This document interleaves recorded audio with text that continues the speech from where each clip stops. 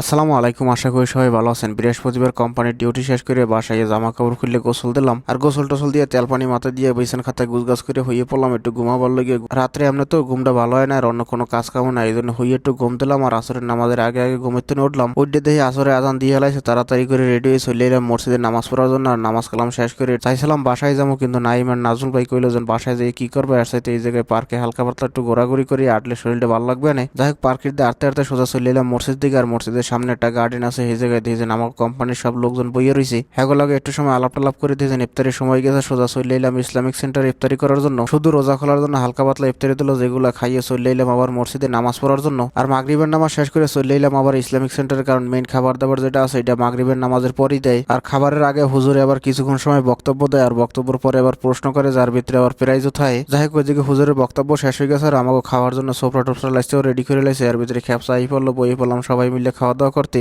আর আমাকে খাওয়া দাওয়া শেষে বাসায় আবার বিলেই আছে, এর জন্য আনোয়ার ভাই কিছু খাবার দাবার রেডি করতে আসলে। মূলত মুরগি যেটা দেয় সবাই খাইয়ে শেষ করতে পারে না, এই জন্য বাইসে বাইসে কিছু লইলো বিলের লিগে। যাই হোক, এরপর কিছুক্ষণ পর এশার আজান দিল, আর চলে এলাম মসজিদে নামাজ পড়ার জন্য। আর এশারের নামাজ তারাবির নামাজ শেষ করে বাসায় কই এখন তরকারিটা গরম দিয়ে রাখি, কালকের পাক করার পর ভোর রাত্রে খাইছি। এরপর তরকারি গরম দিনে এখন গরম না দিলে নষ্ট হয়ে যাইতে পারে। যাই হোক, তরকারি গরম দিয়ে রেখে ভাত বসাই দিয়ে ঘুম পড়লাম। আর উঠলাম ঘুম তো একদম ভোর 4টে বাজে। মূলত সেহেরি খাওয়ার শেষ সময় 5টা 5 বাজে, এই জন্য চিন্তা করলাম 1 ঘন্টা আগে উঠলি হয় 3টে সাড়ে 3টে বাজে। উঠে ঘুম নষ্ট করে কোনো লাভ নাই। যাই হোক, আরামসে বইয়ে সেহেরি টেরি খাইলাম। এরপর কিছুক্ষণ পর দিয়ে ফজরের আজান দিয়েছে, আর চলে এলাম মসজিদে ফজরের নামাজ পড়ার জন্য। মনে করছিলাম 4টে বাজে সেহেরি খাইতে উঠছে, এই জন্য লেট হয়ে যাইতে পারে সেহেরি খাইতে খাইতে, কিন্তু দেখি যে না, সেহেরি খাওয়ার পরও আধা ঘন্টার বেশি সময় আসলে। যাই হোক, ফজরের নামাজ পড়ে ঘুম দিলাম, আর উঠছি একদম দুপুর 11টা বাজে। উঠে যাই গোসল টোসল দিয়ে রেডি হইলাম জুম্মার নামাজ পড়তে যাওয়ার জন্য। আজকের অবশ্য কাঁচা বাজার করা লাগতে চাইছিলাম খুচরা মার্কেটে যাইতে, কিন্তু ঘুমে ঘুম দিয়ে উঠছি 11টা বাজে। মসজিদে যাওয়ার সময় মনে মনে চিন্তা করতেছিলাম মসজিদের সামনে দিয়ে কিছু কাঁচা বাজার কিনবো না যদি আহে আনে, কিন্তু আবার পর দেখি যে মসজিদের সামনেও কাঁচা বাজার নাই, খালি টমেটো লইয়েছি। আর টমেটো দেখি এক বস্তা দিয়েছে 10 রিয়াল করে। নাজুল ভাইজি গেলে তোমার লাগবে নি, আমি কই না আমার গ্যাসে বার জানিয়েছিলাম হেয়েই আছে। হেরা 3-4 জনে মিললে এক বস্তা লইলো, আর আমি লইলাম একটা মেসোয়াক। যাই হোক, এরপর মসজিদের ভিতরে ঢুকে নামাজ কালাম শেষ করলাম। আর বাসায় আওয়ার পথে বাকালাই দিয়ে আবার লইলাম ইসবগুলির বসি আর সিট, এগুলো খাইলে পেটটা একটু ক্লিয়ার থাকবে না। এরপর চলে এলাম বাসায়। আইয়ে দেখি যেন বাসার ভিতরে তো মাসাল্লাহ টমেটোর বাজার বইছে। আর 5 জনে মিললে আনছে এক বস্তা, আর একজনের বাগে কমাইলেও 3 কেজির উপরে পড়ছে। যাই হোক, হ্যাঁ, টমেটো বাগযোগ করার পরে আমি শুরু করলাম ইসবগুলির বসি আর